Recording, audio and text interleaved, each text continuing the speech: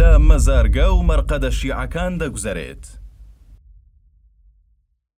حەزرەتی حوسێن مانگانە سەدان ملیۆن دۆلار بۆ ئێران و گروپە شیعەکان پەیدا دەکات. ئەو سەدان ملیۆن دۆلارەی ساڵانە لە زیارەتکارانی شیعە وەردەگیرێت دەچێتە گیرفانی کێوە و بۆچی خەرج دەکات.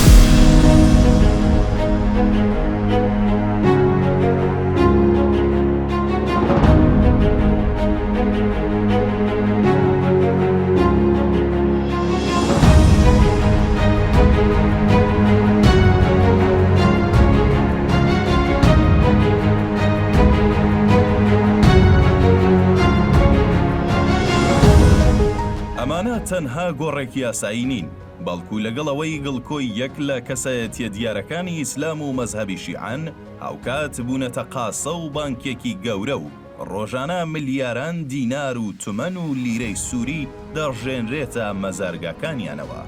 زیارەتکاران بۆ ژیانی خۆیان ڕەزیل و دەستگرەون، بەڵام بۆ مەزاری ئەهلوبەیت ئیمام و پێشەواکانیان دڵفراوان و دەستکراون و باگەیشتنیان بۆ مەزارگاکان گیرفانەکانیان خاڵی دەکەنەوە و پارە دەپڕژێنن بەسەر ئەو مەزارگایەی کە کلیلەکەی تەنها لای نووسینگەی سیستانی و نووسینگە تایبەتە ئێرانیەکەیە.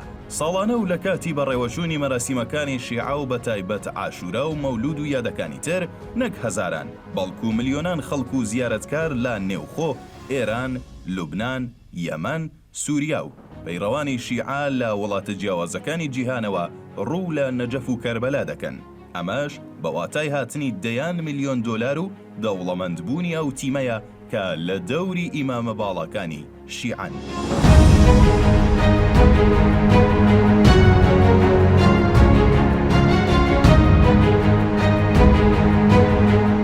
ئەو پارانەی بۆ مەرقەدەکان دەچن کەم نین، بەڵکو وەکو و سەرچاوە تایبەتەی قسەی بۆ یەکێک لە ڕۆژنامە نووسەکانی ڕۆیتەرز کردووە، ڕۆژانە نزیکەی 5 ملیۆن دۆلارە. تەنانەت بە گوێرەی ئەو گرتە ڤیدیۆیی بڵاوکرایەوە خزمەتکارانی مەزارگەکە ئێواران بە شەن پارە هەڵڕژاوەکانی زیارەتکارانیان کۆ دەکردەوە. ئەو پارەیە جگە لە 4 کەس ئیدی نازانرێت چۆن خەرج دەکرێت و بۆ کوێ دەچێت. شیوەگیڕان زۆربەیان لەسەر حساب وەرکی حکوومەتی عێراق دەمێننەوە، بەڵام خێر و سەدەقە و زەکاتەکانیان دەبەخشنە مەرقەد و گۆڕ و گڵکۆی ئیمامەکانیان. ئەوان لە ژێر کاریگەری ئەو فەرموودە لاوازانەدا پارەکانیان دەبەخشن کە دەڵێن بەو بەخشینە بەهەشت مسۆگر دەکەیت و مرازت حاصل دەبێت و شیعەش لە تیاچوون ڕزگاری دەبێت.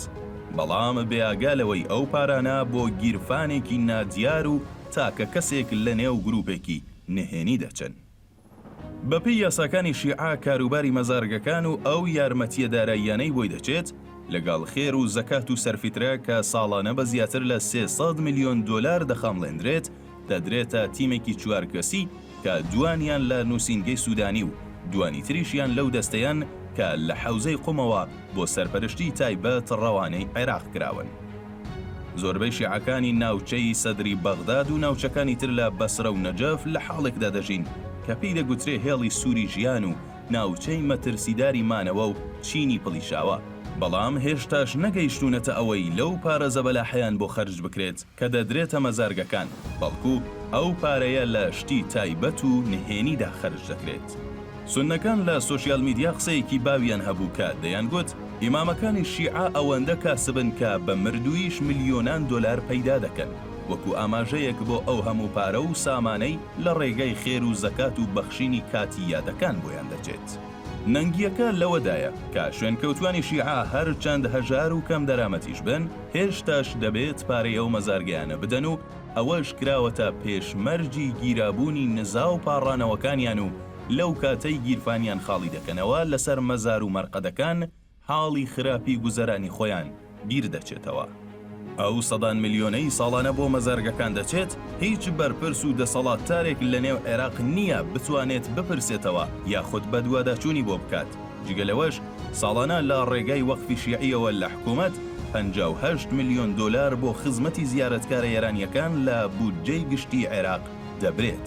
بەشێک لە دژبەرانی ئەم نەریتەش پێیان وایە خاڵیکردنەوەی گیرفانی زیارەتکاران و دەستخستنی ئەو بڕەپارە زۆرە دوجار لە بەرژەوەندی گروپە چەکدار و میلیشیاکانە و لە پشت پەردەوە دەخرێتە خزمەت ئەجەندە سەربازیەکانی کۆماری ئیسلامی ئێرانەوە.